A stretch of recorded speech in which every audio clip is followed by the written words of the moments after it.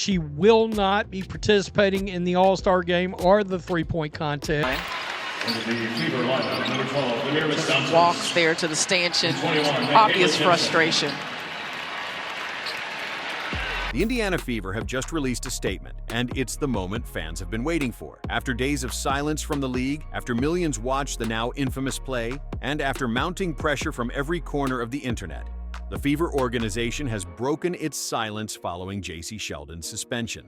And let's be clear, the league is officially on fire. Yeah, I mean, there's a level of physicality that they're able to play with against her. You know, I'm not exactly sure why, but it just is what it is. And we've got to help her learn to adjust and use it against them in certain ways. This wasn't just a controversial call. It was a flashpoint. Jacy Sheldon has been suspended after delivering a viral, now heavily scrutinized knee to Caitlin Clark's groin, an act caught from multiple angles, replayed in slow motion, dissected frame by frame, debated across sports media. So as you guys can see here, she is dribbling down, she plants her foot, she passes the ball to Kelsey Mitchell on the back door, and then when she is running back on the other end of the court, it seems like she's grabbing her. Over 12 million views in the first day, surging beyond that before the outrage even cooled. Fans outraged, sponsors watching, all-star tickets being dumped. And through all of that, the WNBA tried to stay quiet. But now, Indiana is speaking, and they're not mincing words. In their statement, the Fever expressed deep disappointment in how the game was handled and emphasized the need to protect all players, especially their stars. And I swear, every time these two teams go up against one another, something happens, and it's honestly never good. They didn't call out Sheldon by name. They didn't have to. The implication was unmistakable. This wasn't basketball. This was a failure to act, a failure to officiate, a failure to protect. It nearly cost them the face of the league, because this wasn't just any mid-season matchup. Caitlin Clark is getting hurt damn near every week. Caitlin Clark was on a tear. 14 points, 8 rebounds, 7 assists in under 30 minutes. She looked like herself again, confident, fluid, in rhythm, steering Indiana toward what should have been a clean third straight win. And immediately grabs the inside of that right leg. Then one motion, one sudden, unnatural extension, and she was on the floor, clutching her groin. Not a routine bump, not a routine fall. Worse. You could see it in the way the bench froze, in the way the arena air flattened into a strange, echoing hush. Fans weren't having it. The footage doesn't lie. Sheldon's knee rises, off the ground, extended, locked, angled deliberately into Clark's path. Multiple camera angles, no ambiguity. And I'm here to tell you, it is not a good moment in the fan base. Fans are quiet online. A lot of people are starting to look like they're reselling their all-star ticket. The Fever statement laser targets that growing concern without slipping into pure emotion.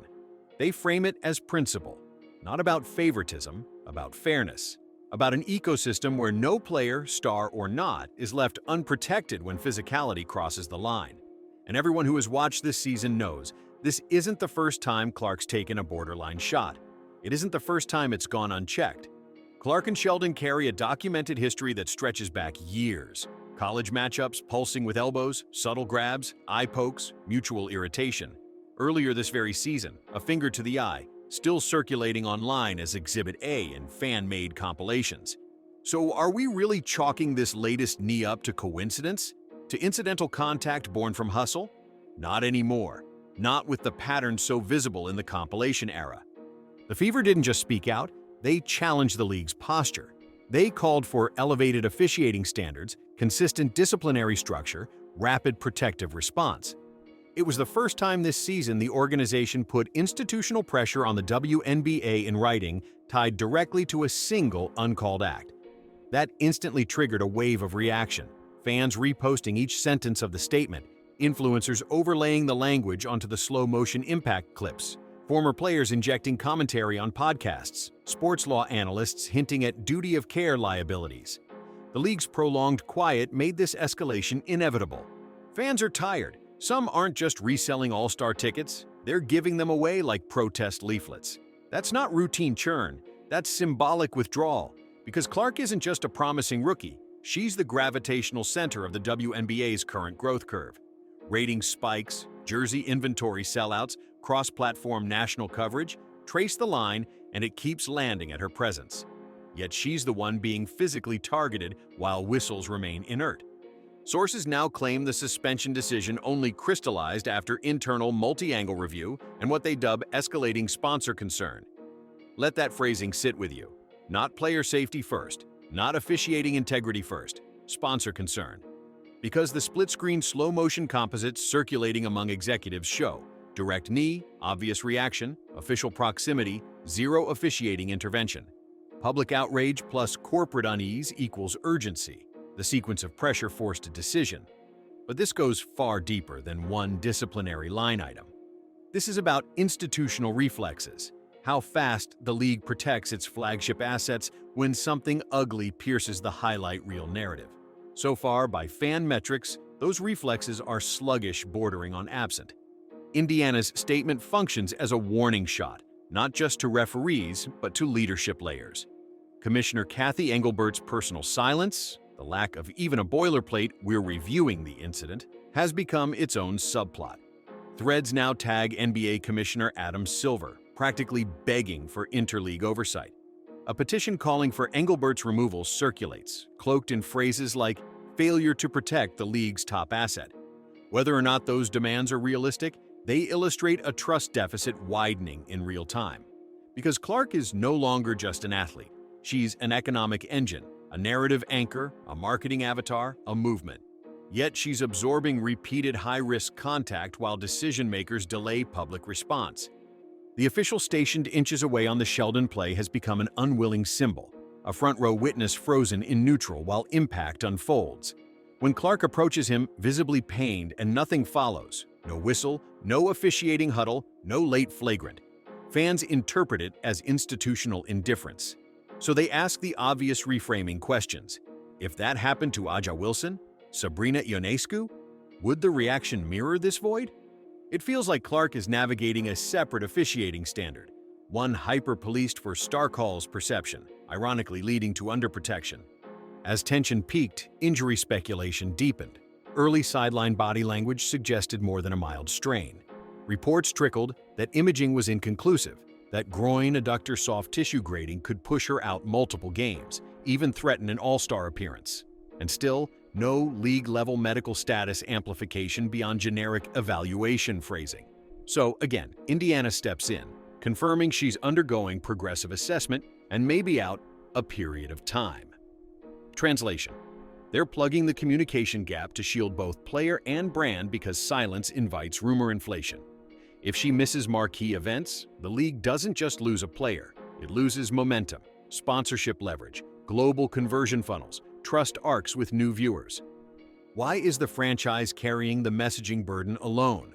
While Clark rehabs, the fan base escalates from frustrated to openly rebellious.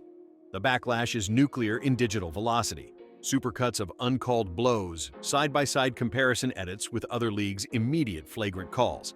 Mass protect Caitlyn trending outside normal WNBA discourse circles. Sheldon's suspension is labeled symbolic, a pressure valve release rather than a structural correction. Fans argue the footage left the league with no alternative anyway, nothing bold about responding after the virality apex. So, now the ball sits in the league's metaphorical and literal court. Indiana executed its part. They stood up, they documented, they pushed a safety narrative publicly. The unresolved question becomes, what systemic reforms emerge? Without rapid course correction, transparent officiating review, published safety initiatives, tangible accountability, alienation risks scaling into attrition. You can't champion growth metrics built on a singular star while failing to insulate that star from cumulative, preventable wear and reputational hazard. The anatomy of outrage unfolds with a precise timeline. Contact, zero whistle, minutes, no replay trigger, hours, upload cascade, half day, highlight aggregator saturation, day 1, sponsor inquiries, day 2, franchise statement, suspension. Each rung of delay compounds perception of neglect. A single prompt whistle would have redirected the entire narrative toward performance instead of protective failure. That counterfactual hangs like a cautionary banner over every subsequent decision. Behind closed doors, strategic debates swirl. Do they introduce an eye-in-the-sky specialist authorized to auto-buzz any groin head contact? Do they implement post-game officiating report transparency, akin to last 2-minute reports but expanded for high-risk body zones? Do they institute a cumulative protection index tracking frequency of severe contacts absorbed by top usage players?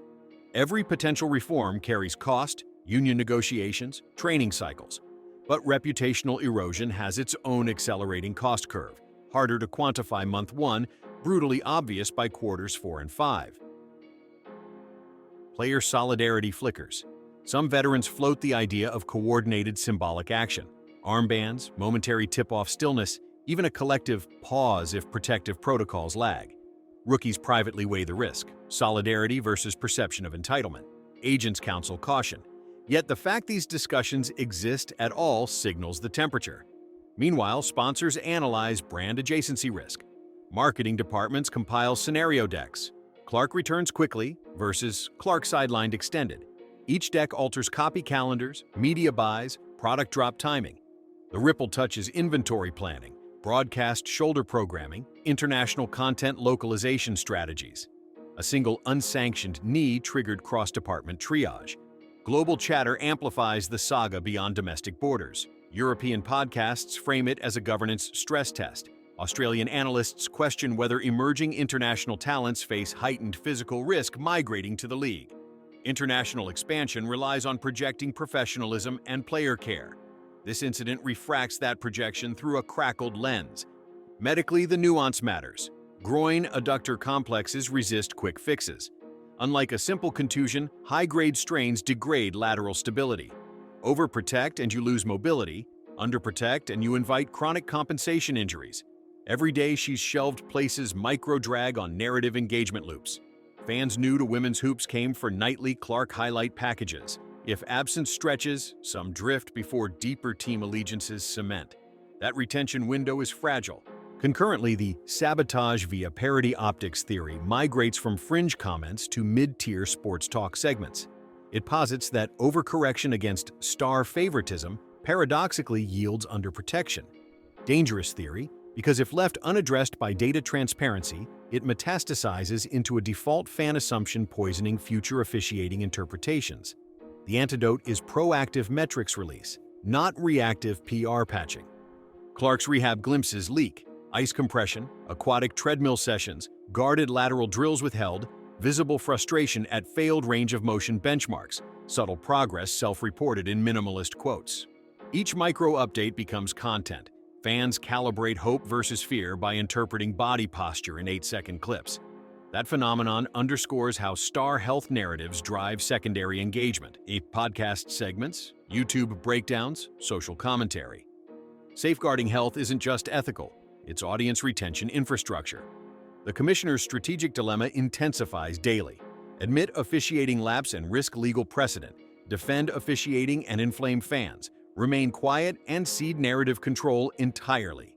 Any path must eventually reconcile with negotiated frameworks between the league, officials union, players association, and broadcast partners. Delay increases the cost of whichever remedy emerges because stakeholder patience depreciates like a rapidly aging asset. Potential reforms get floated internally or speculatively. Automated trigger reviews for any contact flagged by AI pattern detection. Yes, prototypes exist. Escalating referee accountability grading with partial public release. Targeted protective clinics focusing on legal defensive body positioning to reduce borderline escalation instincts. Each idea signals modernization, but modernization requires capital, training cycles, and cultural buy-in. Ironically, high-growth moments like a Caitlin Clark era are the rare windows when stakeholders are most willing to fund transformation. Squander the window, and inertia reasserts control. All the while, Indiana recalibrates identity, from lucky custodians of the phenom to advocate franchise leveraging platform to push safety paradigm. That repositioning may resonate with future free agents seeking supportive organizational culture. It also shores internal morale. Players witness leadership publicly taking their side, a powerful intangible for retention and cohesion. As the next nationally televised Fever game approaches, a countdown aura envelops discourse. Will the opening minutes reveal hyper-tight whistles, a symbolic overcorrection? Will fans stage visible but contained protest gestures? Will broadcast commentary lean heavy into officiating nuance or pivot to sanitized highlight chatter? Every micro-choice will be scanned by audiences now primed to assign meaning to officiating cadence, body language, camera lingering. This entire saga compresses into a distilled challenge. Can a fast-evolving league upgrade protective governance at the same speed it monetizes breakout stardom? If it can, the Clark incident becomes a foundational case study in responsive evolution. If it cannot, it becomes the cautionary parable told at future sports business conferences, how a growth spurt tripped over its own inertia. The Fever have done what a single franchise can realistically do without mutiny: document, speak, pressure, reframe the conversation into systemic stakes instead of isolated grievance. The next move requires levels above them to articulate an unambiguous ethos. That star power isn't a vulnerability to be balanced out, but an asset to be stewarded with fairness standards applied consistently across the roster spectrum. Because Caitlin Clark's body has become, unfairly yet unavoidably, the battleground where competing narratives collide: spectacle versus safety, parody optics versus principled officiating, short-term drama versus long-term sustainability. A single decisive, transparent corrective architecture could shift the entire emotional weather pattern around the league. Continued opacity keeps the storm churning, so the clock keeps ticking.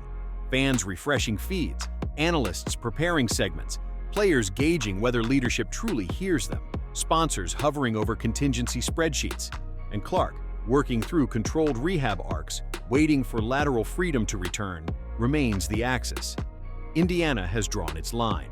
The league either meets it with substance or risks eroding the very surge it's been celebrating.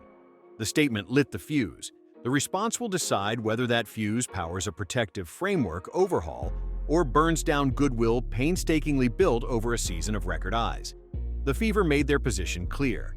Now it's the league's move, and everybody is watching to see if the court stands for resilience and accountability, or if silence and hesitation become the enduring headline.